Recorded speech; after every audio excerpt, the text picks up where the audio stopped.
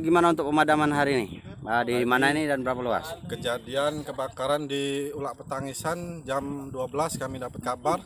Kami langsung menuju lokasi sekitar jam 2-an. Kami langsung memadamkan. Gimana proses pemadaman, Pak? Ada berapa heli yang dikerahkan? Kalau waterbombing 1 unit. Berapa lama dan berapa luas? Oke. Titik yang hari ini terpantau. Sementara cuman di Pemulutan yang terpantau karhutlah dan cepat kita padamkan. Artinya sudah padam ini? Alhamdulillah sudah padam. Berapa banyak anggota yang dikerahkan ini, Pak? Dari mana saja? Dari Manggalakni 1 regu diturunkan dibantu BPBD Ogan Ilir dari Koramil Pemulutan. Sementara itu yang membantu kita tadi.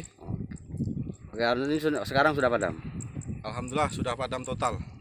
Pak, lahan yang terbakarnya lahan apa, Pak? Ini lahan tanahnya APL ini lahan masyarakat. Lahan masyarakat. Masih berfungsi sebagai pertanian?